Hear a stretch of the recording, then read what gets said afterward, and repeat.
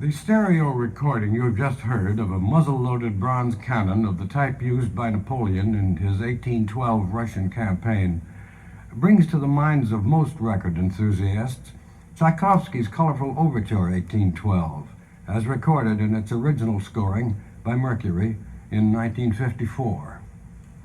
If you will turn this record over, we will take you behind the scenes for some of the interesting problems encountered in preparing stereophonically the effects called for by Tchaikovsky in this festive piece.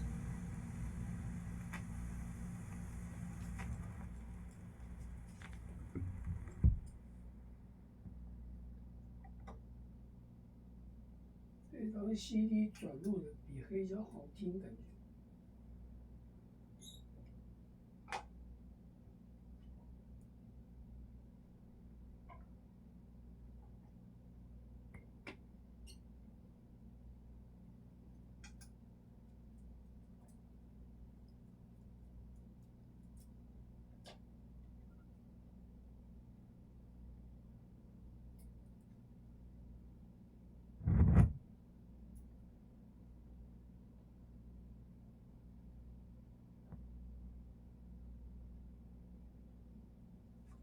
Siege cannon made in Douai, France in 1775.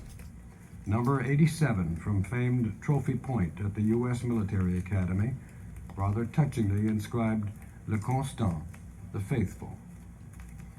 Only with the helpful cooperation of the authorities and technical experts at the U.S. Military Academy were we able to make this stereophonic recording of actual cannon fire, since the Academy is one of the few places in the world where such field pieces are kept serviceable. To make this stereophonic recording, preparations had to be made weeks in advance. Curator Gerald C. Stowe had to select a weapon that was authentic and yet safe to withstand the powerful charge needed for the firing. A special carriage of cannon, which weighed over 1.5 tons. The Delafield Road at West Point had been chosen as the site for the firing, and the roads nearby had to be blocked off. A safety crew and ambulance were prudently on hand for the day's activities and for the testing before the firing. The day of the firing, in mid-July, was scorching and humid. The large van of technical equipment used for stereophonic recording was on hand by 8 a.m., as were the various crews involved with the work. The first job was to place the 3 microphones that were to be used for the 3-channel stereo recording. These were strung from ropes hung between trees in the heavily wooded area used for the firing. While the recording crew prepared the equipment, black powder was placed in 1 and 2 pound paper bags, and damp newspapers were made up for wadding. Now the ambulance crew is standing by. The signal is given for the first firing.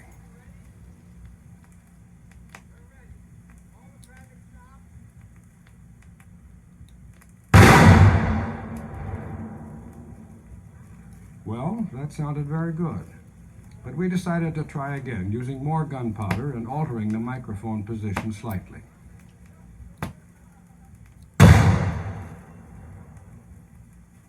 That was not so good. Did you hear that tinny ringing in the background? Further microphonic adjustments were made while the crew swabbed out the cannon. Once again now.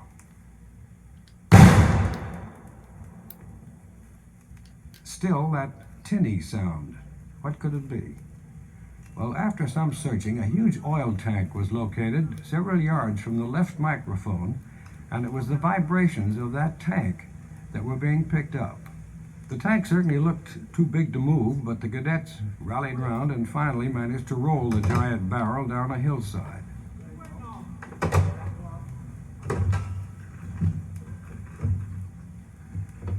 A fourth shot proved to be free of the ringing, but was not so good because of improper wadding. The crew took care of that.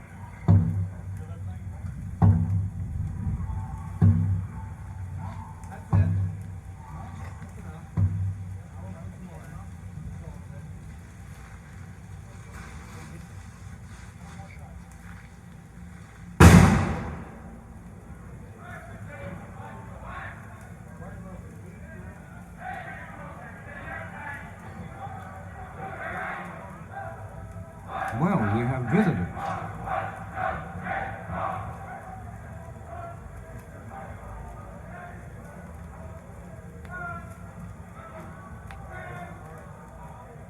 Now let's try the cannon once more.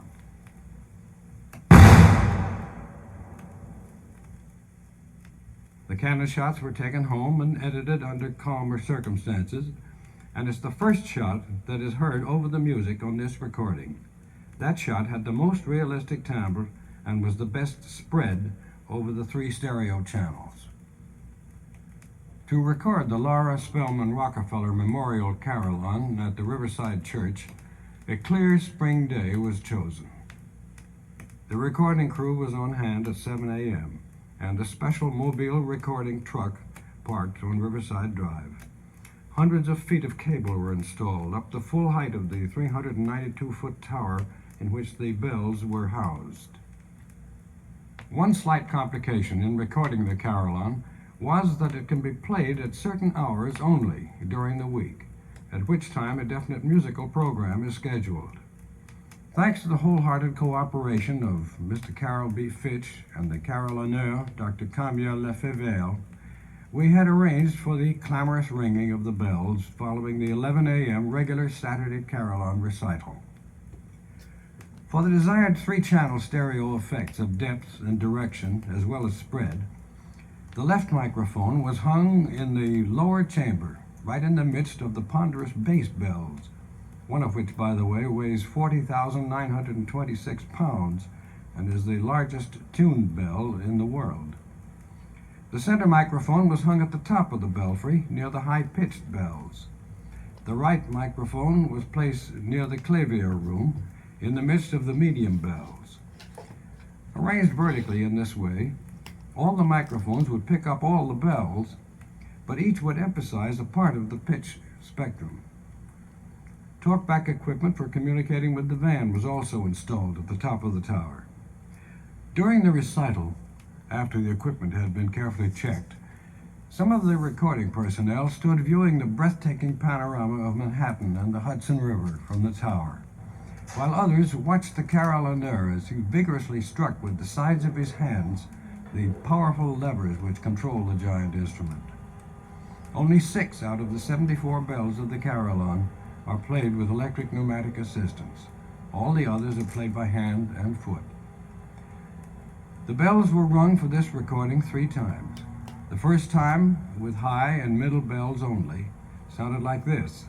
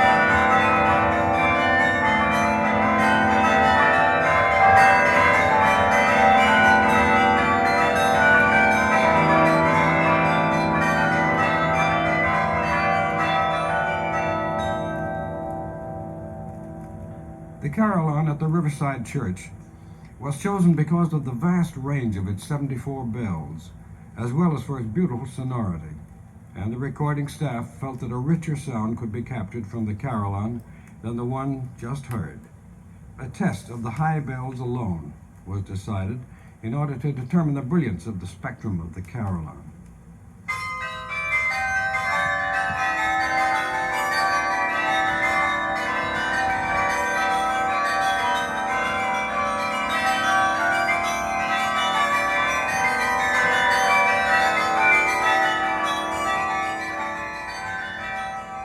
That's just the effect needed from the high bells. Now for the full range of the carillon. In the background, you can hear mechanical noises as the giant bells start to ring.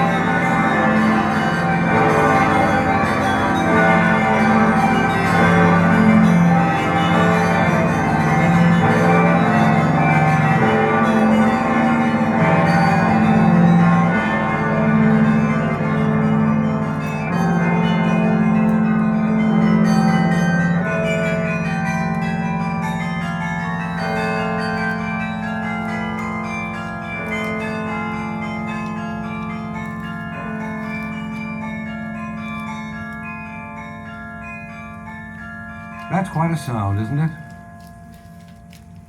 Just now, one of the church officials appeared to tell the crew that the church switchboard was being deluged with calls to determine the cause of the unscheduled ringing, because such pealing of bells is generally a heralding of great joy or deep sorrow. After the musical performance, the canon tape and the carillon recording were edited, the 3 tapes synchronized musically, and a 2-channel stereo tape made from the various 3-channel stereo recordings, so that this stereo disc could be manufactured for home playback equipment. To preserve maximum quality on the finished edited tape, the necessary dubbing, the synchronization, and combining from 3 to 2 channels were all done in a single step, utilizing a 10-position console and 5 tape machines. And now for a festive closing, here are the cannon shots and carillon as heard on the final edited tape.